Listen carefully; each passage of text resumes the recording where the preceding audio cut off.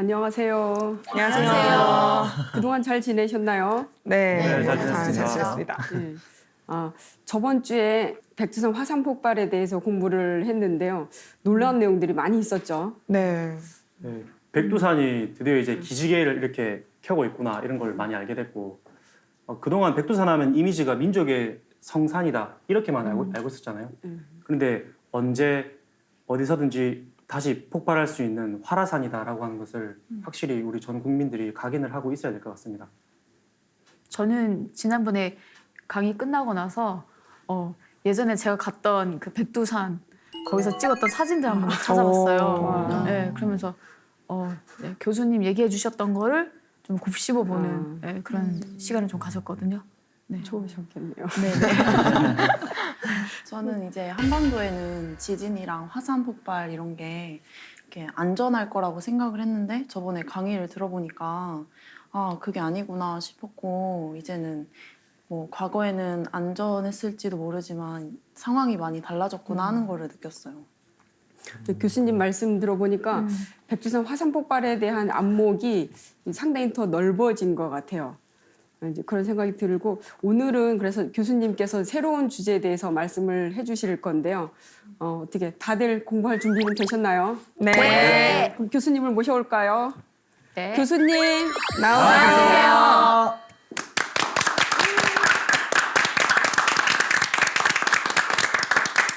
네, 반갑습니다. 한 주간 동안 잘 지내셨습니까? 네. 지구 표면은 약 100km 정도 두께의 딱딱한 여러 개의 판으로 나뉘어져 있다. 유라시아판, 태평양판, 아프리카판, 아메리카판, 오스트레일리아 인도판, 남극판이라고 하는 6개 주요 판과 여러 개의 소규모 판으로 되어 있다. 각 판들은 정지한 상태로 있지 않고 서로 상대적인 운동을 하며 그 결과 각 판들이 만나는 경계에서 지진과 화산 활동이 빈번하게 발생한다.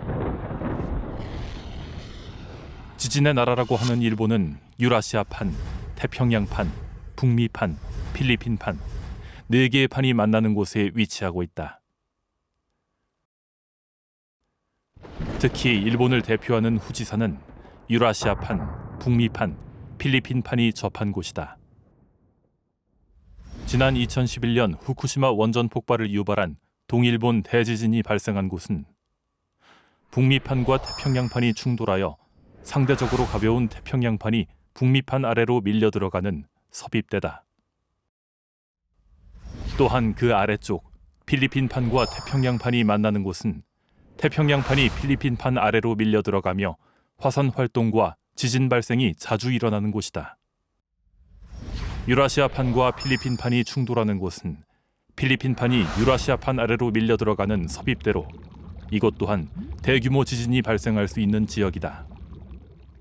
일본 지진조사위원회는 지난 2018년 2월 난카이트로프에서 30년 이내 규모 8에서 9의 대규모 지진이 일어날 확률이 70에서 80%가 된다고 발표했다. 또한 일본 수도에서 30년 이내 규모 7의 직하 지진이 일어날 확률이 70%가 된다고 예측한다.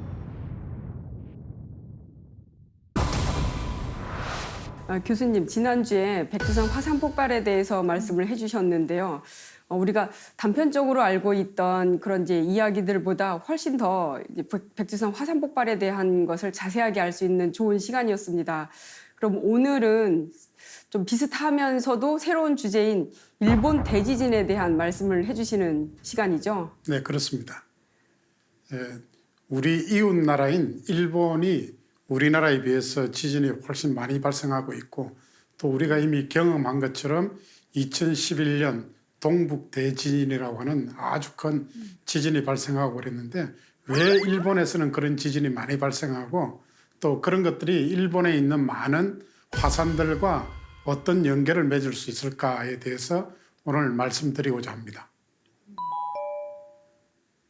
그래서 일본에 지진이 많이 일어나는 이유에 대해서 먼저 우리가 알아야 되겠는데요. 일본은 이제 지진이 많이 발생하는 지진국으로 잘 알려져 있고 그래서 이제 우리 대한민국을 지진국이라고는 이야기하지 않습니다. 그래서 일본은 지진이 많이 발생하고 있는데 지진이 기본적으로 많이 발생하는 이유는 뭔가 하면은 이 그림에서 보시는 것처럼 지구의 맨 바깥쪽 우리가 지각과 지각 바로 아래쪽에 아주 딱딱한 최상부 맨틀 그걸 합쳐서 암석권이라고 하고 그 밑에는 암석권 하부에는 암석이 좀 물렁물렁한 상태로 있습니다. 그래서 거기를 연약권이라고 하는데 그 딱딱한 암석권으로 둘러싸여져 있다. 그리고 그 암석권이 판이 하나가 아니고 지구를 둘러싸면서 여러 개의 그 장으로 되어 있기 때문에 그걸 판이라고 부릅니다. 그래서 그런 판의 운동에 의해서 지구에서 어떠한 지각에서 어떤 변화가 일어나는 걸 우리가 그 원인을 규명하는 걸 판구조론이라고 하는데 일본은 그림에서 보시는 것처럼 동북 일본은 북미판, 서남 일본은 우리와 같은 유라시아판, 그다음 일본 남해 쪽은 필리핀 해판, 일본의 동쪽은 태평양판, 판 4개가 만나는 나라입니다. 판 4개가 만나는 나라니까 날마다 그 판들이 이렇게 부닥치면서 거기서 스트레스를 받아서 지진이 발생합니다. 거기에 비해서 우리나라는요? 판이 하나. 판 내부에 있죠. 예. 판 내부에 있으니까 옆에서 부대끼는 놈들이 없으니까 판 내부에서 비교적 지진이 빈번하게 발생하지 않는 조용한 나라다. 그래서 일본이 지진이 많이 발생하는 이유는 여러 개의 4개의 판이 상호작용을 하는 위치에 있는 나라이기 때문에 일본이 지진이 많이 발생한다. 그렇게 이해를 하시면 되고요. 그런 지진이 발생하는 이유는 오래전에 일본은 지진이 땅 속에 심술란 매기가 수염이 이렇게 돼 있잖아요. 예. 심술란 매기가 있어가지고 그 매기들이 움직이면은 그 위에 지진이 발생하는 걸로 그렇게 알았어요. 그런데 이제 서구적인 과학적인 어떤 발전이 있으면서 지진을 일으키려고 하면은 기본적으로 힘이 있어야 되거든요. 그 힘은 판 구조론에서 나온다. 그게 이제 첫 번째고 그래서 지구의 맨 바깥쪽은 여러 개의 판으로 되어 있고 그 판들이 상호작용을 하면서 어느 지역에 스트레스를 가하고 있다. 그게 스트레스를 가하는 게 판의 가장자리에 가까운 쪽에는 큰 스트레스를 받을 거고 저 안쪽까지는 스트레스가 잘 가지 않겠죠. 그래서 판의 가장자리, 판의 경계부에서 주로 지진이 발생하고 그 지진이 발생하는 이론을 여기 나와 있는 탄성반발설이라고 이야기를 합니다. 그래서 탄성반발설이라고 하는 거는 조금 더 이따 말씀드리고 지구의 바깥쪽에 둘러싸고 있는 판들은 오른쪽 그림에서 보이는 것처럼 화살표 방향으로 서로 이렇게 만나고 벌어지고 합니다. 이 화살표의 길이는 이동 속도입니다. 이동 속도가 어디가 가장 빠릅니까? 태평양 판이. 예, 태평양 쪽이 빠르죠. 예. 태평양 오른쪽에 동태평양 중앙해령이라는 게 있고 그것으로부터 서쪽은 태평양판, 오른쪽은 나저카판, 그다음에 코커스판 이런 판들이 있는데 여기에서는 이렇게 갈라집니다. 갈라지는데 갈라지는 장소를 해령이라고 부릅니다. 바다에 있는 산맥, 긴 산맥이 있는데 대서양에도 역시 산맥이 있습니다. 산맥이 있는데 여러분들이 지도에서 보시면은 대서양 쪽에 이동하는 속도하고 태평양 쪽에 이동하는 속도, 그 다음에 또 인도양 쪽에 이동하는 속도 이렇게 보시면은 어느 쪽이 빠릅니까? 태평양. 예, 태평양 쪽이 빠르죠. 왜 똑같이 이렇게 벌어지는데 왜 태평양 쪽은 빠를까요? 태평양 주변은 바다를 지나서 바닥을 지나서 다시 맨틀로 이렇게 되돌아가는 해구가 있는 장소입니다. 그래서 해구가 있는 장소는 내려가는 맨틀로 내려가는 판이 뒤에 따라오는 판을 잡아당기는 힘이 있습니다. 그래서 해구가 있는 장소는 이렇게 이동 속도가 빠르다. 인도네시아 쪽도 보면은 인도네시아 있는데 남극하고 아프리카 있는 쪽하고 그다음에 그 북쪽에 인도네시아가 있는 쪽 하면은 인도양 중앙해령에서 인도네시아 있는 쪽에 이동 속도가 빠르죠. 거기는 인도네시아 쪽에 자바 해구라고 해구가 있기 때문에 이동 속도가 빠르다 그렇게 이해를 하시면 됩니다. 그래서 판은 위에 보이는 것처럼 이렇게 벌어지는 장소, 또 만나는 장소, 또는 미끄러지는 장소 3가지 판이 있습니다. 그래서 각각 다 지진이 발생할 수 있는 장소다. 그래서 이제 지진이 발생하는 걸 이제 설명하는 게 탄성 반발설이라는 건데 나무 젓가락 같은 걸 이렇게 우리가 휘인다고 이렇게 하면은 이렇게 휘다가 힘을 제거해 버리면은 나무 젓가락이 원상복귀가 되죠. 원상복귀가 되는데 이렇게 휘다가 어느 순간에 힘을 더 가하면은 뚝 부러진다. 이게 뚝 부러질 때 부러지면서 그게 위치가 바뀌겠죠. 이렇게 하나로 돼 있던 게 힘을 가해서 뚝 부러지면 이렇게 되겠죠. 이렇게 딱 떨어질 때 나오는 에너지가 지진이다. 그래서 그걸 탄성 반발설이다. 네, 그렇게 이야기를 합니다. 그래서 젓가락이 부러지듯이 지진이 발생하면 땅에서 이동이 있겠죠. 이동이 생기는 걸 우리가 단청이라고 이야기하는데 그래서 지하에서 단청, 지층이 끊어지는 현상이 일어나게 되면은 지진이 발생한다. 그렇게 이해를 하시면 되겠습니다. 땅 속에서 지진이 발생하면 지진이 발생하면서 에너지가 나온 그 지점을 우리가 진원이라고 부르고 그것의 직상부를 진앙이라고 합니다. 그래서 땅 속에서 지진이 발생할 때 이렇게 에너지가 발산되면은 단층이 생기게 되는데 규모가 적으면은 단층이 땅 속에만 있지만은 규모가 크면은 그게 지면까지 올라와서 단층면이 나타나게 됩니다. 그래서 어떤 단층면이 나타났다고 하면은 아 규모가 굉장히 크구나. 나타나지 않았으면 규모가 적기 때문에 땅 속에서만 단층이 생겼구나. 이렇게 이해를 하시면 되고 그런 단층은 이제 단층이 생겨서 땅이 갈라졌을 때 갈라진 면을 단층면이라고 하는데 그 단층면이 이렇게 수직이면은 90도 직각이면은 수직 단층이라고 하고 이렇게 경사져 있으면은 경사 단층이라고 부릅니다. 이렇게 경사 단층이 생겨 있으면은 단층면이 이렇게 돼 있으면은 단층에 우리가 서서 봤을 때 발이 디디는 쪽을 하반이라고 하고 머리가 있는 쪽을 상반이라고 합니다. 그래서 하반에 비해서 상반이 내려가면은 정단층, 하반에 비해서 상반이 올라가면은 역단층. 그 수직적인 변이가 아니고 그냥 수평적으로 그냥 이렇게 있다가 수평적으로 이렇게 어긋나 버리면은 주향이동 단층이다 이렇게 이야기를 합니다. 그래서 지하에서 단층이 생성되는 것은 지진의 발생과 아주 밀접한 관계가 있다. 그렇게 이해를 하시면 되고요. 그다음에 일본은 이제 과거 일본에서 발생한 지진 또 현재 지진 그걸 또 우리나라하고 비교했을 때 지진이 얼마나 일어나는가에 대해서 알아보고자 합니다. 그래서 일본은 전 세계 지진의 약 20% 정도가 일본에서 발생한다.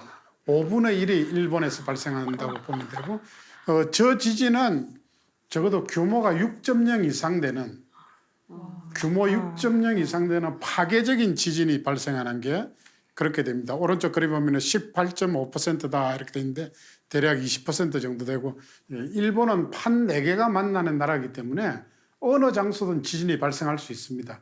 그런 지진이 많이 발생하는 장소 중에서도 유독 지진이 많이 발생하는 장소를 이제 일본에서는 저렇게 그룹핑을 해가지고 동북 쪽에 일본 해구 치시마 해구형 지진 저기는 이제 북미판 아래로 태평양판이 해구를 통해서 내려가면서 발생한 지진이 발생하는 장소고 그다음에 남쪽에 있는 거는 난카이 트라프 지진이라고 해서 필리핀 해판이 유라시아판 밑으로 내려가면서 지진이 발생하는 장소고 그 중간 지역에 이제 동경 있는 장소에 수도 직하 지진이라고 돼 있는데 저기는 필리핀 해판도 내려가고 태평양판도 내려가면서 그 위에 있는 유라시아판하고 북미판 연계해가지고 지진이 발생하고 있는데 일본에서는 이제 동경에 일본에서 엄청나게 많은 주민들이 살고 있고 동경이 세계적인 거대 도시 중에 하나이기 때문에 그 장소에서 이제 지진이 발생하는 경우를 수도 직하 지진이다 이렇게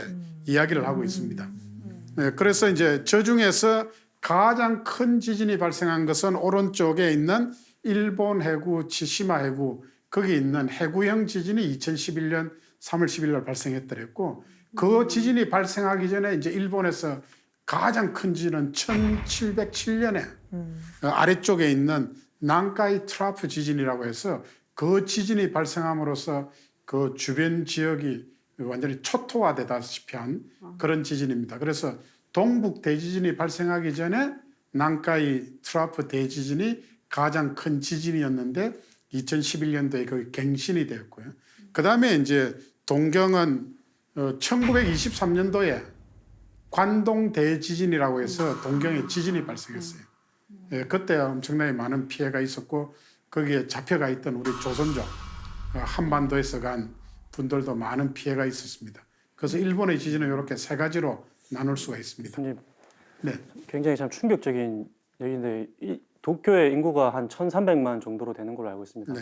어마어마한 그 보통 지진의 진원지 또는 진앙지가 보면은 주로 해안가라든지 도심이 아닌 그런 외곽 지역에서 많이 일어나는 걸 볼 수 있었는데 이건 뭐 도쿄 인구의 바로 수도권 바로 지하 바로 직하 지진이 일어나게 된다는 거는 상상만 해도 엄청난 사건이고 바로 도심에서 이렇게 직접적인 직하 지진이 일어나는 그런 근본적인 원인과 더불어서 지금 일본 사람들은 앞으로 뭐 도카이, 도난카이, 난카이, 삼연동 대지진도 함께 겹쳐서 온다라고 하는 소식을 연일 방영을 하던데 정말 일본은 앞으로 어떻게 해야 되는지 참 정말 저희가 참 걱정이 되네요. 네, 너무 걱정할 필요는 없습니다. 동경이 위치한 장소는 북미판이 이렇게 있는데 태평양판이 이렇게 내려가잖아요. 내려가면은 동경이 있는 위치를 제가 이렇게 잡고 여기가 동경이 있는 장소라고 하면은 내려가는 이렇게 됩니다. 그러니까 이걸 내려가는 걸 섭입한다고 하는데 내려가는 해양판이 이렇게 내려가는 그 위에 위치하죠. 그래서 내려가는 범위 내에 그 상부는 어디든지 지진이 발생할 수 있습니다. 그래서 동경도, 동경 주변이 이렇게 내려가는 판의 그 직상부에 있기 때문에 지진이 발생할 수 있는데 직하 지진은 동경 도시 바로 아래쪽에서 지진이 발생하면 직하 지진이다 이렇게 이야기를 합니다. 그래서 조금 전에 말씀드린 1923년도에 관동 대지진이 발생했을 때 그 주변에서 10만 5천 명 정도 사망했습니다. 그리고 동경 지역은 사무라이들이 일기를 잘 적어놨기 때문에 사무라이의 일기를 한 500년 정도 분석을 하면은 동경 주변 지역은 70년마다 큰 지진이 발생했어요. 리히터 지진 규모는 6, 7 이런 정도가. 그래서 1923년도에 지진이 발생하고 나서 70년을 더하면은 몇 년도일까요? 네, 1993년도에 지진이 발생할 가능성이 있기 때문에 그 당시에 일본 보험업계가 굉장히 혼이 났습니다. 많은 사람들이 보험에 들고 만약에 지진이 발생하면은 전 재산을 틀어서 보험금을 지급해야 되는 그런 상황인데 지진이 발생하지 않았습니다. 그 지진이 발생하지 않은 이유는 뭔가 하면은 1923년 그 당시는 전부 단층집에 나무로 지은 집들이 땅 위에서 이렇게 있는데 지금의 동경 요코하마 지역은 20층, 30층, 50층 되는 빌딩들이 우후죽순처럼 서 있기 때문에 그게 굉장한 압력으로 땅을 누르고 있죠. 그러면 땅 속에서 동경 지역의 수도 직하 지진이 발생해서 단층이 움직이려고 하면은 1923년에 발생한 그 정도 힘 가지고 움직일 수 있겠습니까? 더 큰 힘이 있어야 됩니다. 그래서 에너지가 지금 축적되고 있다. 충격이네. 네, 그래서 이제 미국 전 세계 지진을 관장하는 미국 지질조사소에서 USGS에서 동경을 기준으로 반경 75km 이내에서 리히터 지진 규모 6 내지 7로 6.7 이상의 지진이 2035년 이내에 발생할 확률이 70%다. 그 지금 2019년이니까 앞으로 16년 이내에 동경에서 수도 직하형 큰 지진이 발생할 가능성이 70%니까 50%도 아니고. 그래서 현재 일본 지진학자들이 주목하는 장소가 동북 지역은 2011년도에 지진이 한번 발생했기 때문에 에너지가 일반 소진됐겠죠. 새로운 에너지가 축적되는 것에 비해서 난카이 트로프 남쪽에는 1707년 이후에 큰 지진이 발생 안 했기 때문에 한 300년 정도 에너지를 계속 축적하고 있었기 때문에 큰 지진이 발생할 가능성이 있다. 그렇게 예측을 하고 있습니다. 교수님, 저도 질문이 있는데요.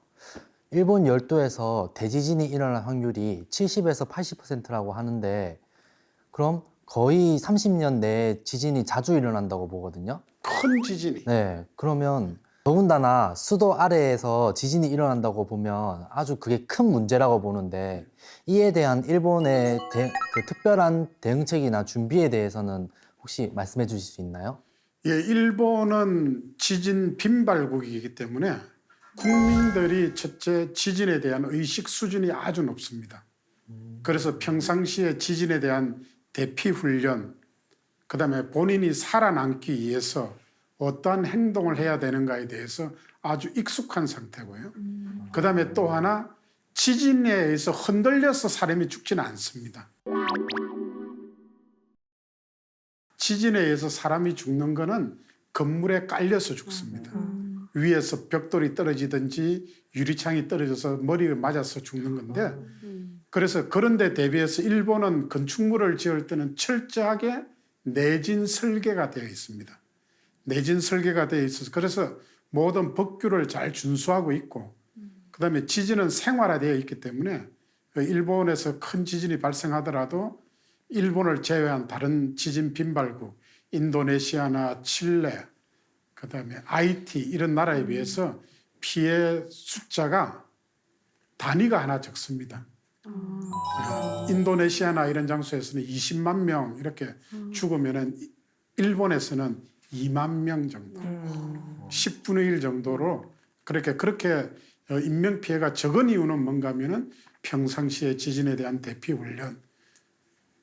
그래서 우리나라도 그런 대피 훈련에 그냥 장난으로 하지 말고 성심성의껏 참여해가지고 지진이 발생했을 때 어떻게 해야 될 건가 그런 데 대한 대비 그다음에 건축물을 지을 때 일정 수준 이상 되면은 내진 설계를 필수적으로 해서 자신의 재산을 보호할 수 있고 생명을 보호할 수 있는 그런 마음을 가져야 되겠습니다. 그리고 이 그림은 우리나라가 공식적으로 지진을 1970년대부터 우리나라 한반도 그 대한민국 영역에서 발생하는 걸 계측을 하기 시작했습니다. 그 이전에 일제강점기에 있던 자료들은 일본의 낡은 지진계이기 때문에 그건 빼버리고 그리고 이렇게 보시면은 우리나라에 비해서 일본이 지진이 아주 많이 발생하죠. 그래서 규모 5.0 이상의 지진이 1년에 우리나라에서는 통계적으로 보면 1년에 5.1, 5.2, 5.3 이런 것들이 한 번 정도 발생합니다. 거기에 비해서 일본은 1년에 1,500회 정도. 그래서 우리나라도 물론 지진이 발생하지만은 우리나라가 지진이 발생 안 하는 나라는 아닙니다. 우리나라도 지진이 발생하기는 하는데 일본에 비해서 1,500분의 1 정도로 확률이 적기 때문에 기존에 우리나라는 지진에 대해서 안전하다, 안전한 나라다 이런 생각을 가지고 있었고 일본은 그렇지 않은 그림에 보시는 것처럼 일본 지도가 보이지 않을 정도로 해구를 연해서 많은 지진이 발생하고 있습니다. 그렇지만 이제 우리나라도 최근에 경주 지진, 포항 지진 그런 지진이 발생하고 있기 때문에 우리나라도 그 규모 5 정도의 지진은 얼마든지 1년에 한 번 이상은 발생할 가능성이 있다. 이런 것들을 전 국민이 가슴속에 새기고 지진이 발생했을 때는 정부에서 내주는 매뉴얼에 따라서 대응을 하면 되겠습니다. 그래서 일본의 지진 역사와 마찬가지로 전 세계적으로 지진이 어느 정도 발생하는가 하면 지구상에서 지진이 발생할 수 있는 것 중에 가장 큰 지진은 칠레에서 발생했습니다. 1960년 5월 22일 날 규모 9.5의 지진이 발생했습니다. 칠레에서 9.5의 지진이 발생하고 쓰나미가 발생했는데 그 쓰나미가 칠레에서 출발해가지고 하와이를 거치고 일본까지 와서 쓰나미가 덮쳤습니다. 그래서 지진으로 인한 피해, 쓰나미로 인한 피해, 그런 피해를 줬습니다. 그리고 우리가 기억하는 세 번째 있는 일본 도호쿠 동북 대지진이라는 것은 2011년 3월 11일 날 규모 9.1의 지진이 발생했는데 규모 9를 넘어가면은 그 인근 지역에 사는 사람은 혼돈 상태에 빠지게 됩니다. 내가 어떻게 할지도 모르고 정말 내 마음 갈 곳을 잃어 그런 상태가 되기 때문에 엄청나게 피해를 줄 수가 있습니다. 그래서 현재 지구상에서 지진을 계측하면서 가장 큰 지진이 리터 지진 규모 9.5의 지진이 칠레에서 발생했고 그다음에 9 정도의 거의 버금가는 그런 지진들이 저기 있는 미국 알래스카 그다음에 인도네시아, 일본 저런 장소에서 러시아 캄차카 주로 태평양 주변에서 발생했었다 이렇게 기억을 하시면 되겠습니다. 근데 이제 지진으로 죽은 사망자 중에 랭킹 1위는 어딘가 하면 가장 많은 사람이 죽은 건 어딘가 하면 오른쪽 그림에 있는 것처럼 1976년도에 중국 당산이라는 데서 당산 대지진이 발생했는데 그 당시 당산 인구가 100만 명이었는데 그중에 25만 명이 죽었습니다. 도시가 전체가 폐허가 됐으니까. 중국 사람들은 집을 지을 때 나무로 집을 지을까요? 벽돌로 지을까요? 벽돌로 짓죠. 그러니까 벽돌에 깔렸어. 그런데 이제 중국 정부에서 저기 있는 대로 25만 명, 24만 2천 명 정도가 죽었다 이렇게 했는데 USGS에서는 저거보다 더 많은 한 80만 명 정도가 죽었을 것이다. 왜 그런가 하면은 저 인원은 파악된 인원은 당산시에 주민등록이 호구가 등록된 사람만 그리고 당산이 지역 거점 도시이기 때문에 생업을 위해서 그 주변에서 우리 대전 같으면 대전 주변에 공주라든지 또 주변 지역에서 오는 사람들 있잖아요. 그런 사람들까지 더 포함하면 더 많은 희생자가 있었을 것이다. 그렇게 이야기를 합니다. 그래서 IT 대지진 2010년도에 30만 명 정도가 죽었고 그다음에 인도네시아에서 2004년 12월 26일 크리스마스 다음 날 지진이 발생하고 나서 18만 명 정도가 죽었습니다. 거기 비해서 동북 대지진은 2011년 3월 11일 날 큰 지진이 발생했지만은 사망자는 2만 명 정도입니다. 그래서 20만 명에 비해서 2만 명 정도로 왜 희생자가 그렇게 적으냐? 이거는 이제 평상시 대비 훈련이라든지 그런 것들이 잘 되었기 때문에 그렇다. 이렇게. 그다음에 지진이 이제 일어나면 파괴력이 어떻게 되는가 하면 그 사진에서는 도로가 갈라진 걸 보여주고 있는데요. 지진이 발생했을 때 지진이 발생한 에너지는 규모로 표현합니다. 그래서 하나의 지진에 대해서 규모 5.1 하면 하나인데 지역마다 지진이 발생한 장소에 가까운 데 있는 사람은 큰 진동을 느낄 것이고 멀리 떨어져 있는 사람은 적은 진동을 느낄 거잖아요. 그래서 사람이 느끼는 정도를 진도라고 합니다. 그래서 이제 진도 1, 2 정도 같으면은 기계만 느끼는 계기 지진이고 진도가 점점 커지면은 진도 5 정도가 되면은 창문이 깨어질 수가 있고 6 정도가 되면은 책상이 흔들거릴 수가 있고 그다음에 7, 8 가면 건물에 금이 가고 낙하하고 10이 되면은 철로가 휘게 됩니다. 진동에 의해서. 그다음에 11, 12가 되면은 교량이나 저런 것들이 파괴가 되고 건물이 내진 설계가 되어 있지 않는 건물 같은 경우에는 폭삭 주저앉을 수가 있죠. 그러면 그 건물 안에 들어있던 사람들은 다 벽돌에 깔리게 되니까 엄청난 파괴력을 가지고 많은 피해를 줄 수가 있습니다. 포항에서 경주에서 5.4, 5.7의 지진이 발생했는데 그 규모고 경주 지역은 진도가 5 정도였습니다. 대구 지역은 4 정도고 대전은 3 정도고 서울은 2나 1 정도인데 서울에서 지진을 느꼈다고 신고가 들어옵니다. 그러면은 그분이 신고하신 분이 살고 있는 건물은 안반 위에 있는 집이 아니고 그냥 토양 위에 있는 집이든지 그렇지 않으면 그분의 심리적인 상태가 내가 지진을 느꼈다 이렇게 할 수 있기 때문에 그런 분은 침착하게 대응을 하는 게 좋습니다. 그래서 지진이 파괴력이 어느 정도 있느냐, 리터 지진 규모 9 정도로 일어나고 진도가 12 정도가 일어나면은 초토화된다 이렇게 보시면 되겠습니다. 내진 설계는 큰 의미가 없겠네요. 그렇게 되면. 내진 설계도 이제 어느 정도에 견딜 수 있는 것인가. 일본은 과거에 내진 설계를 8 정도로 했는데 동북 대진, 리터 지진 규모 9 규모가 일어나고 나서 그 주변 지역은 내진의 이제 등급이 올라가는 거죠. 올라가는데 이제 우리나라도 원자력 발전소는 내진 설계 그 진도 6 또는 7로 돼 있습니다. 6 또는 7로 돼 있는 이유는 뭔가 하면은 그거보다 큰 지진이 발생한 예가 잘 없거든요. 그래서 그거보다 적은 지진에서는 내진 설계를 하면은 집이 약간 흔들리다가 원상복귀가 되니까 아까 탄성 반발설 때려 당기다가 힘이 제거되면 원상복귀가 됐잖아요. 그렇게 되는 거고 만약에 우리 집을 리터 지진규모 6에 맞게 내진 설계를 했는데 지진이 6.5가 왔다 그러면 우리 집 피해를 입어야 되죠. 그렇지만 이제 그걸 기회로 경험을 가지고 다음에 할 때는 7.0으로 하겠죠. 그런 것들이 이제 살아가면서 얻는 지혜가 되겠습니다.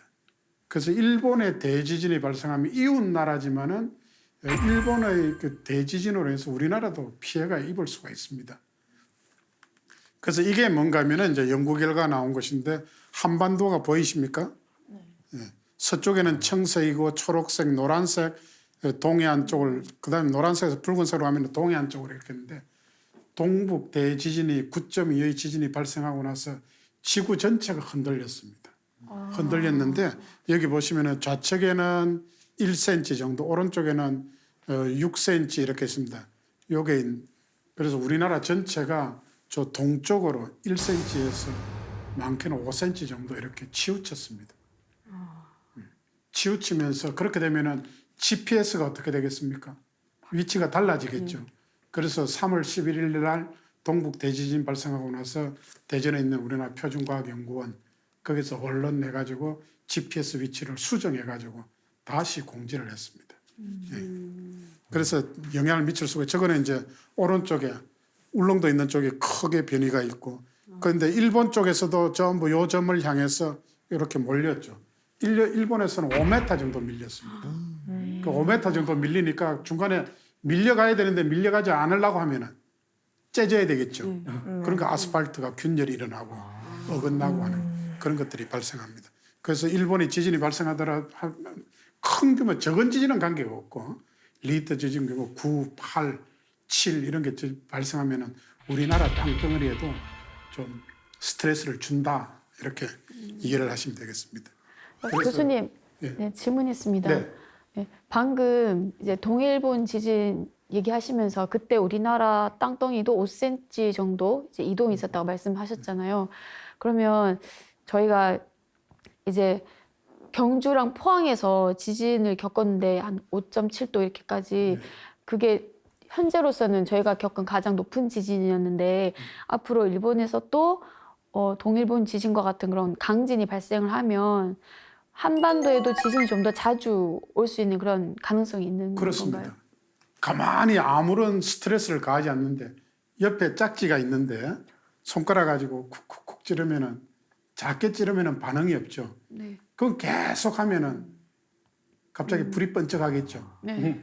예, 그것처럼 땅덩어리도 그냥 가만히 있으면 되는데 일본에서 자꾸 움직이면서 여기 스트레스를 주게 되면은 우리나라에 있는 그냥 단층이 이렇게 가만히 주무시고 계시는데 계속 스트레스를 주면 이 단층이 움직일 가능성이 있겠죠. 그 움직이면 지진이 발생할 수 있습니다. 그러면 진도는 6도 이상도 올 수 있는 가능성이 있나요? 네, 아직까지는 우리나라 이제 1970년부터 지진을 개척한 이래로는 가장 큰 게 5.7, 5.8 정도이기 때문에 6.0 이상 가능성은 있지만은 전혀 배제는 할 수가 없습니다. 또 그렇다고 해가지고 6.0 이상 꼭 발생합니다라고도 꼭 이야기할 수가 없고 그거는 이제 앞으로 더 이제 개척을 하면서 통계적으로 처리해야 될 문제이기 때문에 그렇지만 항상 대비는 해야 된다. 그렇게 보시면 되고요. 이게 이제 동일본 대지진은 일본 동쪽에 태평양판에 내려가는 빨갛게 돼 있는 데서 발생했지만은 우리나라에도 저렇게 영향을 미쳤다는 걸 나타내는 거고요. 그다음에 이런 일본에서 지진이 발생하면은 이제 일본에 화산이 많죠. 네. 그 화산이 많은데 이제 일본은 환태평양 화산대 링 오브 파이어라고 하는 불의 고리에 위치하고 있는 일본이고 그 일본은 이제 2015년도 온다케 화산 폭발해가지고 사망자 57명, 실종자 5명. 실종자는 못 찾은 거니까 죽은 거나 마찬가지죠. 그 다음에 이제 사쿠라지마 화산은 1955년부터 지금까지 매일 발생하고 있습니다. 매일 연기를 뿜고 있습니다. 그림 보시는 것처럼 화산재가 이렇게 올라오고 이런 화산들이 일본에 얼마 정도 있느냐 아주 많습니다. 몇 개 정도 되겠습니까? 200개? 80개. 111개 있습니다. 오른쪽에 있는 게 이제 동일본 화산대, 그다음에 서쪽에 이제 큐슈 쪽에서 내려가면서 오키나와 쪽으로 있는 게 서일본 화산대라고 하는데 일본에 이제 이런 화산재를 현재 활동하고 있고요. 예. 교수님 질문이 예. 있는데 일본 같은 경우에는 지진이랑 화산 폭발이 이렇게 서로 상관관계가 있는지 궁금하고 그 지진이 일어나면은 화산 폭발이 일어날 가능성이 더 높아지나 싶기도 하고 그리고 그 화산 폭발 그렇게 큰 화산 폭발이 일어나면은 이웃 화산들이 이렇게 연쇄적으로 폭발할 가능성이 있잖아요. 그래서 지금 말씀하신 것처럼 111개가 있다고 했는데 연쇄 폭발하면은 문제가 아주 심각할 것 같은데 어떻게 생각하시는지. 너무 걱정하지 마시고요. 화산체 근처에서 큰 지진이 발생해서 그 화산체 지하에 있는 마그마방을 교란시켜버리면 화산 분화로 일어날 수가 있습니다. 실제로 이제 1907년 10월 달에 난카이 대지진이 발생했는데 10월 달에 발생했는데 12월 16일 날 일본 후지산이 분화를 했습니다. 폭발적인 분화로. 그래서 난카이 대지진으로 인해서 그 주변 지역을 흔들었기 때문에 후지산 밑에 있던 마그마방이 활성화돼서 나가서 이제 그렇게 된 겁니다.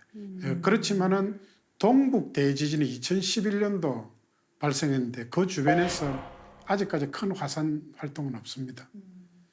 그렇기 때문에 이제 그게 마그마방이 어떤 상태냐에 따라서 연계가 될 수도 있고 연계가 되지 않을 수도 있고 그리고 이제 화산이 같이 인접해 있더라도 에너지가 한쪽 화산에서 쫙 빠져버리면 그 옆에 있는 화산이 활동할 수도 있고 하지 않을 수도 있고 그래서 어떤 규칙적으로 뭐가 정해져 있는 게 아니고 어떤 규모 일정한 규모 이상의 인접한 지역에서 지진이 발생하면은 그 지진의 여파로 인해 지진동으로 어떤 화산체 지하의 마그마방을 흔들어 버리면은 그게 화산 분화로 연결될 수가 있다. 그래서 이제 그런 가능성이 전혀 없는 건 아니지만은 현재 우리가 이제 어떤 내용을 이야기할 때 그런 사실이 있는가 없는가 이런 걸 봤을 때는 아직까지는 그런 하나의 화산이 발생하고 나서 연쇄적으로 그 옆에 있는 게 발생하고 1, 2, 3, 4, 5식으로 탁탁탁 하더라 이런 그런 것들은 현재까지는 없습니다. 그래서 일본에 활화산이 많이 있잖아요. 네. 근데 지갑한 경계에 있는 다른 지역이랑 비교를 해도 너무 많은데요. 지금 특별히 일본에 활화산이 많은 이유가 있을까요? 일본의 활화산이 많은 것은 판의 경계 섭입대 위에 위치하고 있고 일본보다 더 많은 데는 인도네시아. 인도네시아는 140개 정도 있습니다. 인도네시아가 옆으로 길쭉하게 돼 있죠. 그래서 서쪽에 스마트라섬에서 쭉 자바섬을 거쳐가지고 그 다음에 저 어딥니까 휴양지 한국 신혼부부 많이 가는 태국 그 인도네시아 그쪽으로 쭉 해서 그 다음에 동쪽으로 들어가면 발리섬. 발리섬도 화산입니다. 발리섬의 아궁 화산이라는 게 요즘 담배를 피우고 있기 때문에 화산재가 올라오면은 덴파사 공항에 이착륙이 금지가 되거든요. 그래서 항상 발리 그 주정부에서 관심을 가지고 있고 그 주변 지역 또 그 위에 필리핀도 마찬가지고 갈리만탄. 그다음에 페루, 칠레, 멕시코, 미국 같은 데 다 화산이 많이 있죠. 그래서 이제 판의 경계부에 위치하기 때문에 특히 많다 이렇게. 그래서 일본에 이제 화산이 많은데 앞에서 보신 것처럼 동일본 화산대는 태평양 쪽에 있고 서일본 화산대는 필리핀 해판이 이렇게 내려가면서 그 오키나와부터 큐슈 쪽에 이렇게 화산 활동을 하고 있는데 그 화산이 우리한테 위험한 화산입니다. 그래서 화산재가 오면서 화산재가 이렇게 돌죠. 구름이. 이게 이제 2011년 7월 17일 날 아소산이 분화했다고 가정을 했는데 일주일 뒤에 아소산이 분화했습니다. 그래서 이제 저희들이 연구를 하면서 아소산이 분화하면 어떻게 될까 쫙 한번 해보자 해가지고 그러니까 일주일 전에 저렇게 갔습니다.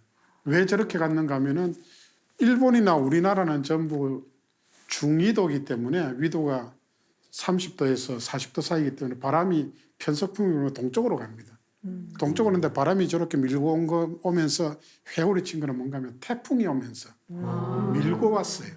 밀고 와서 이제 저렇게 한반도를 저렇게 덮었습니다. 저런 것들이 언제든지 가능하다는 것이고요. 그래서 요거는 이제 9만 년에서 8만 5천 년 전에 아소산에서 일본의 아소산 가보셨습니까? 큐슈에 예, 큐슈에 있는 아소산. 직경이 25km 곱하기 18km 정도 되는 백두산 칼데라보다 굉장히 칼데라 안에 평지가 있고 그 안에 중앙화구군이라고 현재 나카다케라는 화산이 분화를 하고 있는데 그 칼데라가 만들어질 때 화쇄류라고 하는 시속 400km에서 100km로 달리는 그게 저 분홍색으로 해서 큐슈 전체를 덮었습니다. 화쇄류. 예, 화쇄류가. 한 400km. 네. 그 다음에 요 주황색으로 된 게 중앙에 빨간 게 이제 15cm 쌓인 거고 우리나라에도 화산재가 저렇게 떨어졌습니다. 그래서 남한 지역에 일본 지역의 화산이 폭발적으로 분화해서 강하 화산재가 저렇게 떨어진 예가 있고요. 그 다음에 요것은 이제 7,300년 전에 요 큐슈 남쪽에 지금은 이제 바닷속에 조그마한 섬이 조금 남아 있는데 깨져가지고 기카이 칼데라라는 게 만들어졌는데 그때 저 분홍색이 화쇄류고 화산재가 전라남북도 경상남북도를 저렇게 덮고 지나갔습니다. 그 다음에 이제 29,000년에서 26,000년 전에 일본에 가면은 사쿠라지마 화산이라고 있습니다. 사쿠라지마 화산은 아이라 칼데라라고 이렇게 있는데 칼데라가 푹 내려갔으니까 요게 단층이거든요. 환상 단층의 여기에 쭉 이렇게 올라온 게 사쿠라지마 화산입니다. 그래서 아이라 칼데라가 만들어질 때 그 화산재가 이렇게 한반도하고 한경도 남부를 덮으면서 저렇게 지나갔습니다. 그래서 우리나라에는 현재 기상장에서 수치 모의를 한 결과 그다음에 지질 조사를 통해서 나온 과거의 지질 그리고 우리나라에 떨어진 화산재는 고고학 박물 발굴하는데 거기서 이렇게 해보니까 뭐 하얀 뭐가 있더라. 그걸 조사해보니까 일본에서 온 화산재예요. 그런 것들이 있기 때문에 항상 화산재에 대해서도 우리 남한에서도 대비를 해야 된다. 그렇게 말씀드리고요. 그래서 지진이나 화산 이런 것들은 우리가 전혀 모르고 있으면은 백전백패 무조건 당할 수가 있기 때문에 지진이나 화산에 대해서 지난 시간에 한 내용, 오늘 말씀드린 내용 이런 데 대해서 우리가 평상시에 좀 알고 대비를 하면은 피해를 최소화할 수가 있고 그걸 이제 자연재해로부터 우리가 살아남을 수 있다. 이렇게 말씀드릴 수가 있겠습니다. 교수님, 그러면 지금까지는 백두산 화산 폭발만 걱정을 했는데 이제 일본 화산 폭발이 우리나라에 이제 영향을 끼친다는 걸 사실 처음 들은 건데요. 그러면은 우리나라 남쪽 지역은 백두산 화산 폭발보다 일본 화산 폭발에 대한 피해가 사실 더 클 수도 있다는 말씀인 거죠. 네, 백두산이 폭발적으로 분화해서 화산재가 이제 내려오는 경우에는 뭐 한반도 우리나라 중부 지역이나 남부 지역 어느 장소든 다 영향을 받을 수가 있고 특히 이제 강원도, 경기도, 경상북도 북부 지역이 이제 큰 피해를 입을 수가 있는데 일본 지역에서 화산이 이제 폭발적으로 분화하면 그 규모에 따라서 남해안 지역이 영향을 미치거나 우리 남한 지역도 영향을 받을 가능성이 있기 때문에 이제 항상 대비는 해야 된다 이렇게 보는 거죠.